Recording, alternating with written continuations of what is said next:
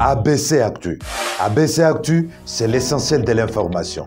ABC Actu, c'est la politique, l'économie, le social, la culture, la religion, la science, la technologie, le développement et les divers. ABC Actu, l'essentiel de l'information pour vous, FM Prêt.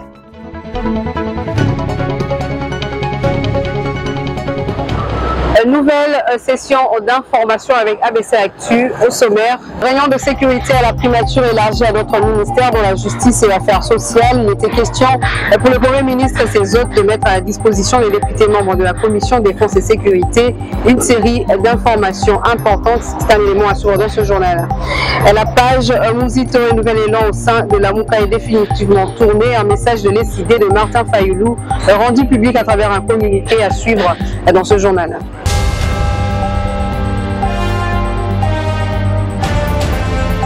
Bonjour à tous et merci à vous de nous avoir choisis pour vous informer. Il s'est tenu jeudi 30 mars à la primature une réunion de sécurité élargie au ministre de la Justice, des Affaires sociales et Actions humanitaires ainsi que les membres de la commission défense et sécurité de l'Assemblée nationale.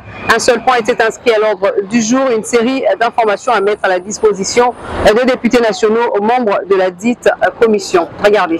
Le Premier ministre Jean-Michel Sama Lukonde a présidé ce 30 mars à son cabinet une réunion de sécurité à laquelle ont pris part le vice-premier ministre de l'Intérieur, Sécurité et Affaires coutumières Peter Kazadi Kankonde et celui de la Défense nationale et ancien combattant Jean-Pierre Beba Gombo, la ministre d'État en charge de la Justice Rose Mutombo et le ministre des Affaires sociales et Actions humanitaires ainsi que les officiers supérieurs de la police nationale congolaise, de FARDC et de responsables de services de sécurité. Et selon Peter Kazadi, vice-premier ministre, ministre en charge de l'Intérieur et sécurité, il était question pour le Premier ministre, chef du gouvernement, de présenter à l'assistance un certain nombre d'informations à mettre à la disposition des députés nationaux, membres de la commission défense et sécurité de l'Assemblée nationale.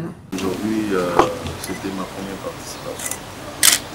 Donc, la communication du Premier ministre a tourné autour d'un certain nombre d'informations qu'il fallait mettre à la disposition des élus. Il faut signaler que c'est une première réunion de sécurité à laquelle les deux vice-premiers ministres nouvellement nommés et installés ont pris part. C'est là, 24 heures seulement après la cérémonie de remise et reprise avec leurs prédécesseurs.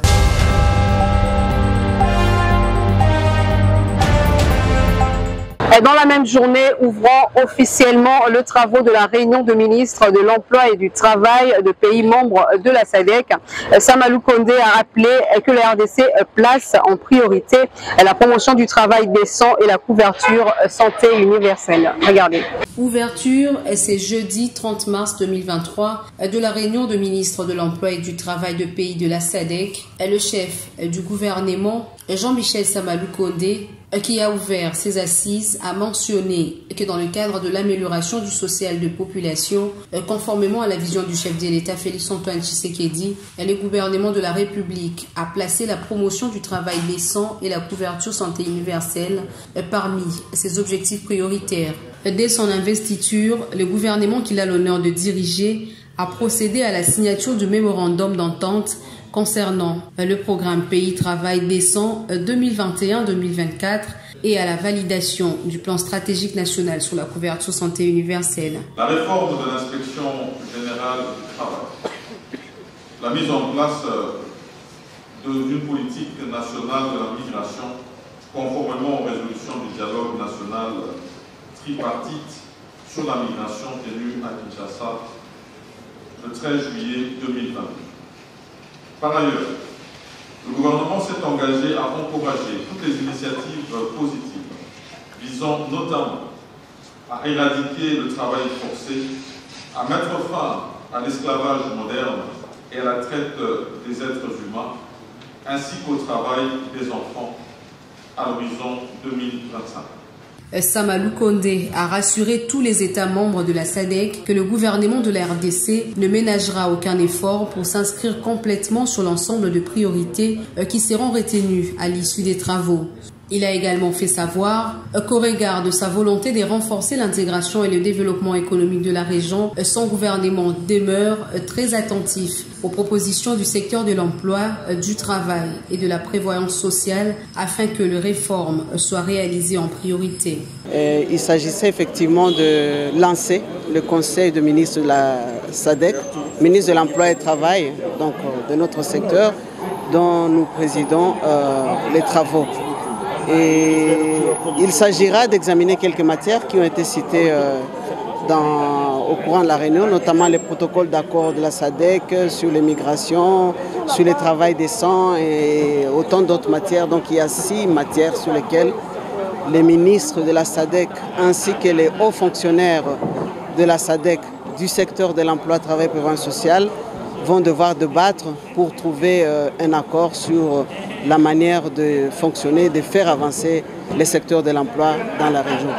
Le gouvernement de la République démocratique du Congo jouera sa pleine partition dans les efforts de coordination entre les interventions du pays et celles de la communauté régionale.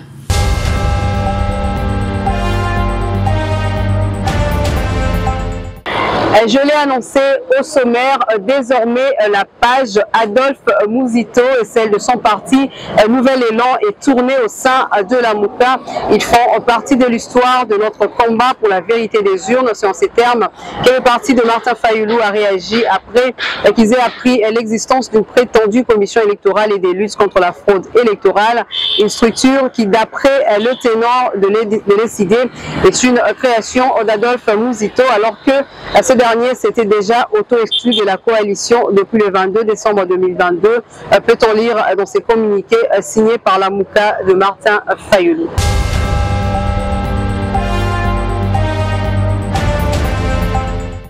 Dans un autre registre, le ministre de l'Industrie, Julien Paluku, lance un appel aux opérateurs économiques congolais et français à investir plus dans la transformation agricole en ciblant le thé, le cacao, les arachides, le palme et autres cultures.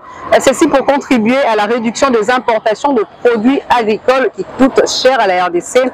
C'était lors de la clôture de la 7e édition de la semaine française tenue à Kinshasa. Regardez. Les opérateurs économiques congolais et français invités d'investir dans la transformation agricole en ciblant les thés, le cacao, les arachides, le palme et d'autres cultures pour ainsi contribuer à la réduction des importations des produits agricoles qui coûtent très cher à la République démocratique du Congo. Appel lancé ce jeudi à Kinshasa par le ministre de l'Industrie Julien Paluku Kahongya au cours de la clôture de la 7e édition de la semaine française tenue à Kinshasa, focalisée sur la transformation agricole. La mise en œuvre du plan directeur d'industrialisation de la République démocratique du Congo incite les opérateurs économiques congolais d'investir dans la transformation au lieu de rester dans les commerces, a ajouté le ministre congolais de l'Industrie, tout en appelant les investisseurs français de venir faire les affaires en RDC qui constitue un grand marché. On a prouvé que nous sommes un pays plus importateur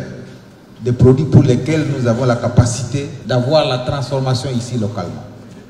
Et les dernières statistiques nous démontrent que dans les secteurs essentiellement agricoles ou agroalimentaires, nous importons chaque année pour 2,5 milliards de dollars américains. Nous pouvons considérer cela comme une opportunité. Donc ceux qui peuvent s'investir dans le secteur de la transformation, eh bien, ils ont ces 2 milliards à capter. Et nous, le gouvernement, on est prêt, lorsqu'il y a des opérateurs qui s'investissent dans la transformation, d'instaurer des mesures qui protègent effectivement l'industrie locale. Signalons que plusieurs investisseurs français et la Fédération des entreprises du Congo, FEC, ont pris part à ces forums économiques organisés par la Chambre des commerces de France et de la République démocratique du Congo.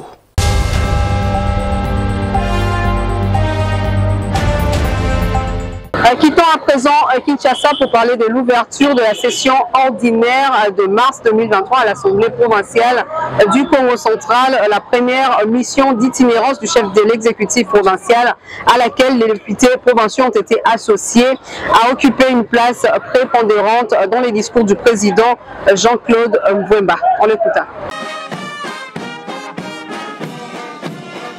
Entouré par plusieurs membres de l'exécutif provincial dont les vice-gouverneurs de province et ceux du conseil provincial de sécurité, c'est avec une attention soutenue que le gouverneur du Congo central, Dr Guy Banonongidi, a suivi les discours d'ouverture de la session ordinaire de mars 2023 prononcés par le speaker de l'ordre délibérat provincial, Jean-Claude Vombalozamba, ce jeudi 30 mars. Outre les questions liées aux matières qui seront abordées et débattues au cours de cette session ordinaire consacrée essentiellement au contrôle parlementaire et au suivi des projets économiques structurels de la province, le président de la première institution provinciale a dans son speech réservé une place de choix à la toute première mission d'itinérance effectuée par l'autorité provinciale en compagnie de députés provinciaux du 23 au 26 mars dernier, laquelle mission est partie de Matadi en passant par Songololo et Madimba avant d'atteindre Kimvula, l'un des territoires les plus enclavés de la province. De quoi pour le président de l'Assemblée provinciale du Congo central, Jean-Claude Vombalozamba, a félicité les patrons de la province, Dr Guy Banonongidi, pour son abnégation et sa perspicacité à atteindre les coins les plus reculés du Congo central dans le seul et l'unique but de s'enquérir des conditions de vie et des désidératas de ses administrés de la rare province.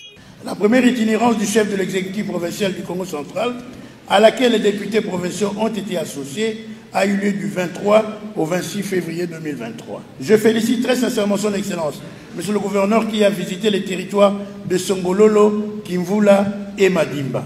Nous avons tous suivi ce périple qui a pris les allures d'une expédition, notamment à Kimvula, où se consacrent les défis auxquels nous devons faire face. À commencer par la question de l'accessibilité de la route, nous savons combien le désenclavement des territoires reste un défi majeur pour le développement du Congo central. Je suis personnellement heureux de cette itinérance ait eu lieu, car cela permet au gouvernement de recueillir directement les désiderata de nos populations. Je me réjouis également du fait que les tournées vont se poursuivre dans d'autres territoires et surtout à Louosi. S'agissant de la promesse du président de la République, Félix Antoine Tshisekedi, de faire de la date du 6 avril de chaque année, qui marque le début du mystère du prophète Simon Kimbangu d'Antongonoa, un jour chômé et payé, les bâtonniers de la Chambre délibérante du Congo central a souhaité voir l'exécutif provincial mener des démarches au niveau de la présidence de la République pour concrétiser cette promesse du chef de l'État. Avant de souhaiter une fructueuse session à ses collègues, le président de l'Assemblée provinciale a rappelé aux députés provinciaux que la présente session ordinaire de mars 2023 est aussi l'occasion pour les deux institutions provinciales à serrer les coudes pour s'assurer une meilleure prise en charge des questions liées au vécu quotidien de la population qui attend d'elle l'amélioration de ses conditions de vie.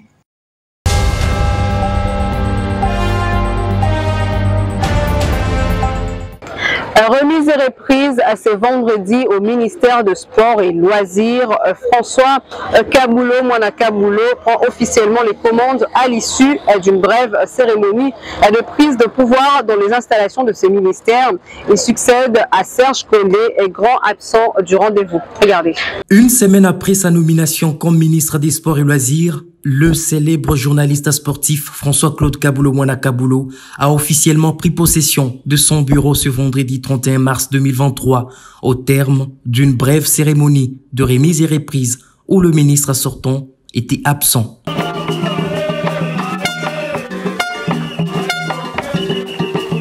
Il est 8h à Kinshasa, la capitale. La cour du siège administratif du ministère des Sports est envahie par une assistance insoutenable. Chasseurs d'images, chevaliers de la plume, des différents délégués du mouvement sportif se font remarquer en première ligne.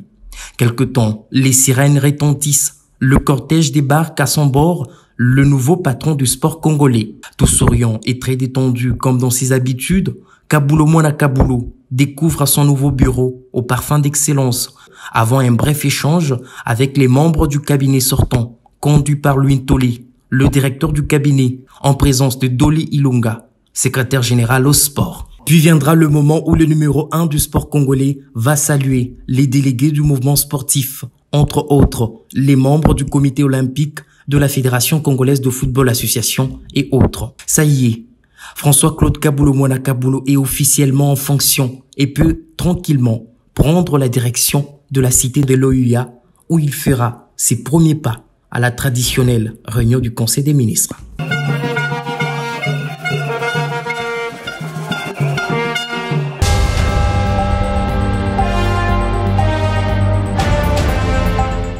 Et pour finir avec ce journal, Coupe Interclub de la CAF, dernière journée de la phase de groupe. Le club congolais éliminé des compétitions africaines devront jouer le dernier match de formalité ce week-end. C'est pourquoi le chairman appelle à la mobilisation générale pour la réception de Young Africans ce dimanche 2 avril à Kamalondo. Soyons nombreux au stade pour porter haut le corbeau du tout-puissant Mazembe. Pour un grand club et pour un grand dirigeant de football, il n'existe pas de petits matchs. Moscato Michapwe veut gagner le match face à la formation des Young Africans ce dimanche à la Kamalondo. 6e et dernière journée de la phase des groupes en Coupe de la CAF. Appel solennel à tous les noirs et blancs. Le stade doit être plein.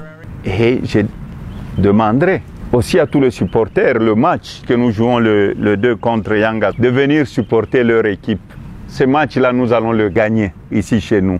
Pourquoi Moïse Katumbi Chapwe dans cette conférence de presse a bien insisté sur la présence des supporters au stade? La raison est simple, il y aura plein de surprises et surtout des nouveaux joueurs, des nouveaux pions qui vont être lancés. Il faut bien partager ces émotions ensemble. J'ai demandé aux entraîneurs de donner la chance aussi aux nouveaux talents pour que nous puissions le voir parce que nous sommes en train de nous préparer en conséquence. La jeunesse a aussi sa place dans l'équipe du TP Mazembe Anglebert. C'est même ça l'objectif de l'académie, de la formation. C'est l'avenir du club. Moïse Katumbi Chapwe veut des fanatiques qui encouragent et poussent les joueurs à donner les meilleurs d'eux-mêmes. Qui bloque les jeunes? 1. Le supporter. 2. Le journaliste. On dit, ah, ce jeune n'a pas d'expérience. Il a que 17 ans, 18 ans. Il y a d'autres journalistes, je suis des matchs à la télé et à la radio. Mais vous voyez les jeunes, Mbappé a commencé à quel âge? Messi a commencé à quel âge? Le premier match de Messi. On voit au Bayern et avec Xavi, le Barça, ou au Real, les joueurs commencent. Il y a des joueurs, le Rodrigo, il y a des joueurs qui ont commencé à l'âge de 17 ans, 18 ans. Mais ici, chez nous, non, on veut des joueurs qui ont de l'expérience, non. À l'académie, nous avons de très bons joueurs. Mais ces jeunes-là paniquent parce que quand ils arrivent sur le terrain, ils font une faute, le petit est traumatisé, on va jouer sur le petit. Et là, est-ce qu'on contribue à la bonne marche?